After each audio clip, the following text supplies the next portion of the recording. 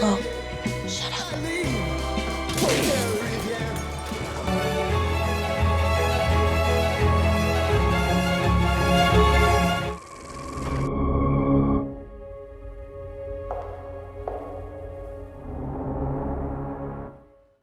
A fantasy version of France from Wes Anderson, a couple and a country at breaking point, and one thrilling, horrifying night in Soho. That's all coming up in our weekly film show.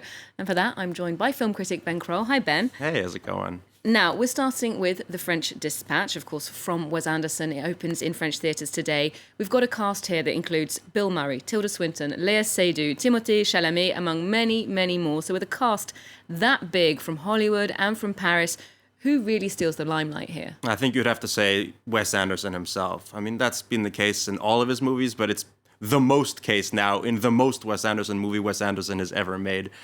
He calls this film his love letter to journalism, his love letter to French culture, but it's really more specific than that. It's a love letter to The New Yorker magazine, and the film is structured like an issue from The New Yorker magazine. It tells 4 standalone stories that are all held together by Bill Murray as the editor of the magazine, prodding and shaping them. In one story, Owen Wilson takes us on a bike tour through Ennui-sur-Blasé, his off-kilter take on Paris. In another story, Tilda Swinton investigates a brilliant artist who paints all of his masterpieces from behind bars, and it's played by Benicio del Toro. In another story, Frances McDormand investigates the May 1968 protests that done as only Wes Anderson could. And then finally, there's Jeffrey Wright playing a James Baldwin-esque culture writer who becomes embroiled in a culinary kidnapping plot. It does sound all very complex and intricate, but it does make a lot more sense on screen. Let's take a look.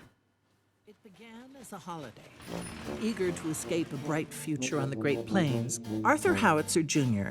transformed the series of travelogue columns into the French Dispatch, a factual weekly report on the subjects of world politics, the arts, high and low, and diverse stories of human interest. You don't think it's almost too seedy this time? No, I don't. For decent people. It's supposed to be charming.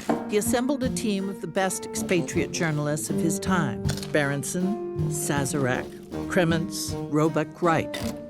These were his people. Just try to make it sound like you wrote it that way on purpose. Now, it does have a lot of moving parts here, quite an ambitious film. How does that play? Well, you know, it's probably his most ambitious film. It's probably his most accomplished film, but it's also his most aloof film. It's structured like a magazine, which means that you approach it like a magazine. There are some elements that you're really going to love, some elements that you're going to skip over, some elements that you want to dwell on, and it's all held together through a, very stylistic, authorial voice.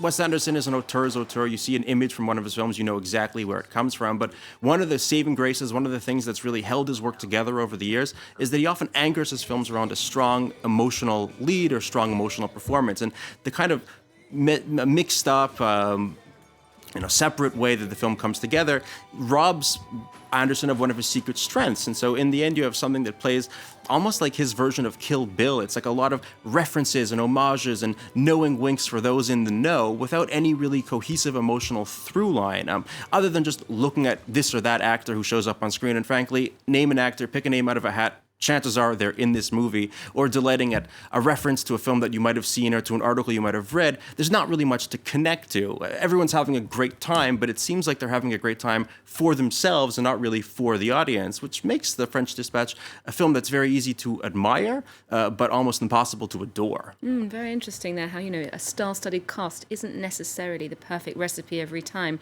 Now, moving from nostalgia for the past to a more pessimistic version of the present, Catherine Corsini's The Divide uses a story of a breakup within a couple to evoke the recent Gilets jaunes protest movement and to critique France's medical infrastructure. Tell us a bit more about the film, Ben. Well, the film takes place over the course of one day and one night as a upper-middle-class couple played by actresses Marina Foïs and Valeria Bruni-Tedeschi end up in a French emergency room. One of them has a broken wrist, fractured wrist, as the French title would give you.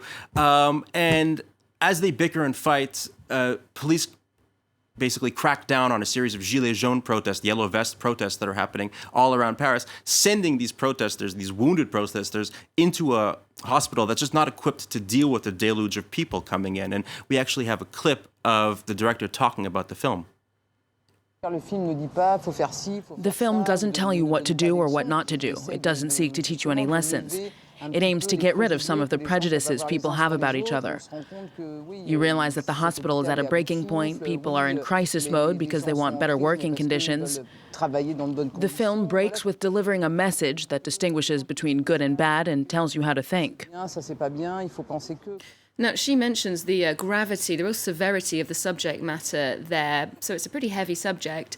How does she deal with it? Well, without a heavy hand, Corsini basically structures the film a bit like a screwball comedy, what the French call a comédie de boulevard, a theatrical farce. It's a social comedy.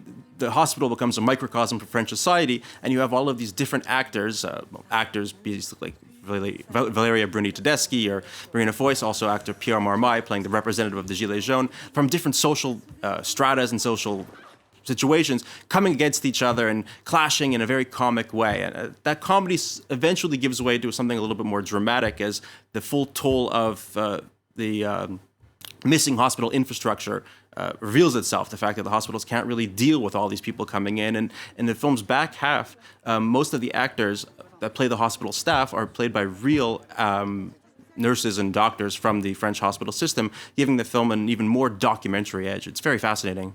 Sounds very topical as well, given what hospitals have had to undergo during the pandemic. No, it's a film of the moment, for sure. Absolutely. It should certainly do very well here in France.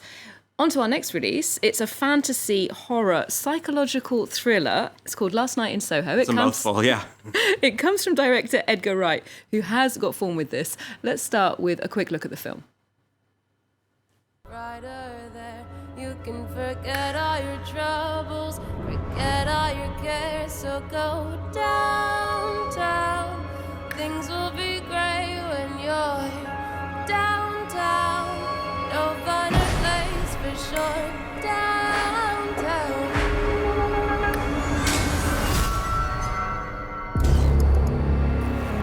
Everyone's waiting for you.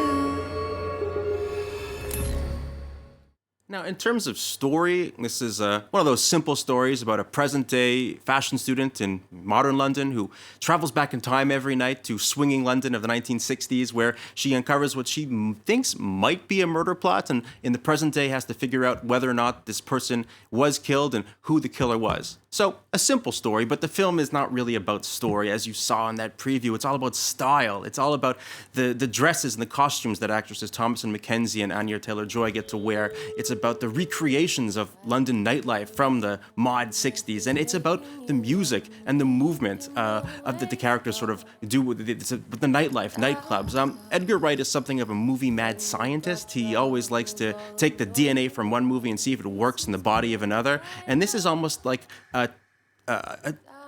a bet to see if a musical can work in the skin of a horror movie. And frankly, the musical elements win out. It's so appealing to live in this moment and to live with the music, to live with the movement, that when the film's more mystery elements take over, you're a little bit disappointed. You wish that he'd just gone all the way through and made a full-blown musical. Those songs, that score does sound quite haunting. Definitely interesting for that aspect. Now, finally, here in Paris, the Cinémathèque Française is doing a retrospective of the films of Australian director Philip Noyce. 17 films being screened there. Now, Noyce is not necessarily a household name, but as you see it, that's all the more reason to spotlight his work. Yeah, if you don't recognize his name, you recognize his films. He's been like a real blockbuster director for almost 30 years, actually for more than 30 years, and he's made, quite high-profile, star-driven thrillers with Harrison Ford, Angelina Jolie, Denzel Washington, and maybe in her star-making role, Nicole Kidman. Yeah, that was a Dead Calm in 1989, probably introduced the world to Nicole Kidman to a certain extent. Yeah, and they both made that in their native Australia, and that sort of took them worldwide. And the fact that Nicole Kidman